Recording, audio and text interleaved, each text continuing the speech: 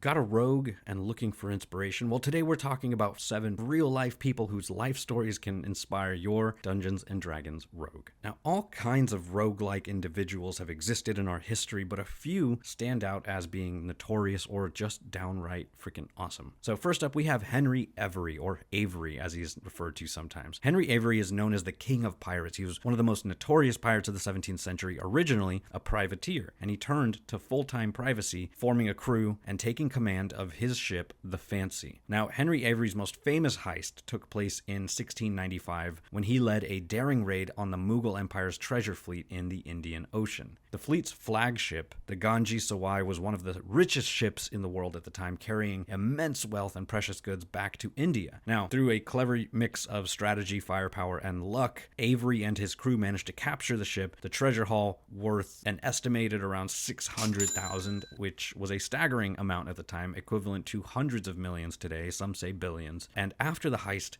Avery and his men divided the loot, each pirate walking away with a fortune. Avery disappeared, likely using his share to secure a new life, and was never captured.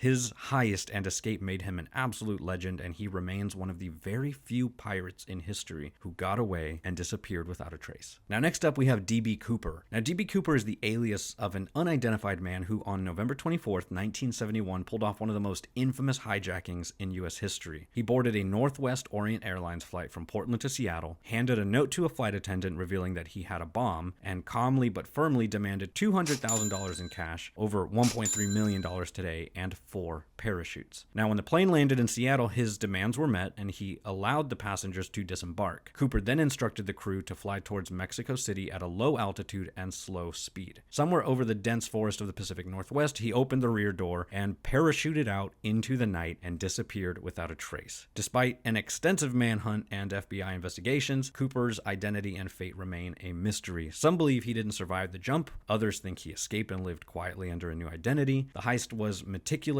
his escape was bold, and D.B. Cooper is now a modern-day rogue who vanished with his loot, becoming a legend in the process. Next up, we have Eugene Francois Vidok, the criminal who became a detective. Now, he originally started as a master criminal in the early 19th century in France, and he was known for his skills in disguise and forgery and escaping from prison. Now, after a series of daring escapes and criminal exploits, he had a change of heart and offered his services to the police. He recognized his unique skill set, they accepted him, and he became the head of a special police unit that hunted down criminals. Vidok is credited with pioneering many modern criminology techniques, including the use of undercover agents and forensic methods, criminal records. His rogue past gave him an insider knowledge of the underworld, making him incredibly effective at catching criminals. He also founded one of the first private detective agencies and is now considered the father of modern criminology. Now, his transformation from fugitive to lawman and his ability to outsmart criminals using their own tricks is what made this guy a legendary rogue. Now, if you really want to make your campaign a delight,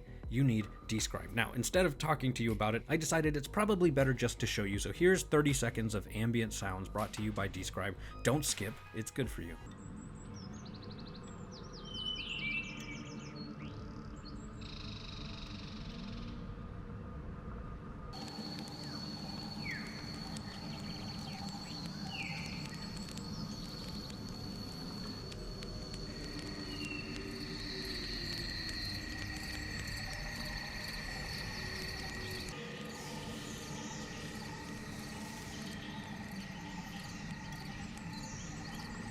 Next, we have Griselda Blanco. She is infamously known as the Black Widow, or La Madrina. She was one of the most ruthless and powerful drug lords of the 1970s and 80s. Operating primarily out of Miami, she played a pivotal role in establishing the city as a hub for cocaine trafficking. Blanco was known for her brutal tactics and was reportedly responsible for dozens of murderers, both as part of her empire and just plain old personal vendettas. Now, she actually controlled her empire through fear and strategic cunning. She orchestrated insanely complex smuggling operations and evaded the law enforcement for years. She was also one of the first to employ hitmen to protect her operations and eliminate rivals. Now, despite being known for her violent reputation, she actually kept a very low profile and manipulated the network from behind the scenes, using her network of resources and spies to sort of always stay one step ahead of the authorities. Her life was marked by betrayal, violence, and immense power, and would make for a pretty awesome rogue backstory, or maybe even a family member for an NPC, or a big bad evil boss. Next up, we have Bellstar.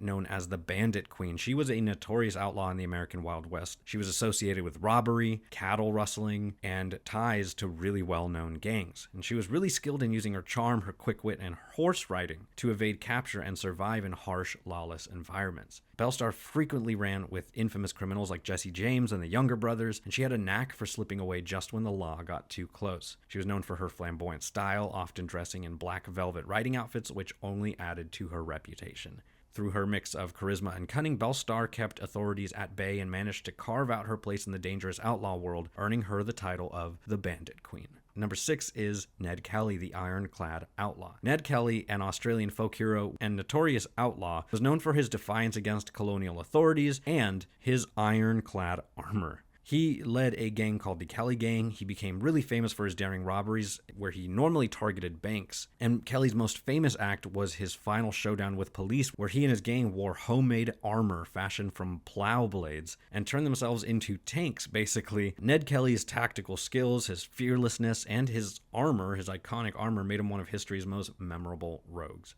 And then finally, we have Charles Bowles, better known as Blackbart. He was a gentleman stagecoach robber who operated primarily in California in the late 1800s. He was known for his really polite manner, and he would leave witty poems at the scene of his crimes. Blackbart became famous for never using violence. He wore a flour sack with eye holes as a mask and carried out his heists with style, often calming his victims with charm and humor. Blackbart's signature move was leaving those poems behind, and which he used as a way to sort of mock authorities that tried to capture him. Now, what really made him stand out was that sophisticated approach of his and his code of conduct, because he was respected as much as he was feared. Blackbart's cleverness, his charisma, and his disdain for violence make him an inspiring rogue archetype.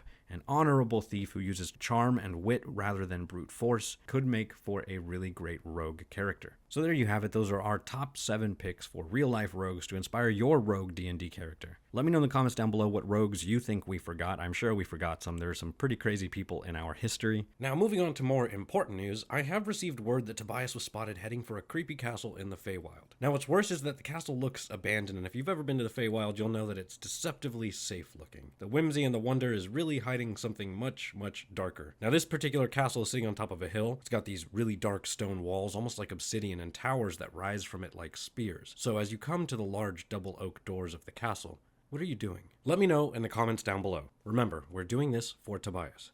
As always, thank you so much for watching. For John, my friends, and we'll see you next time, adventurers.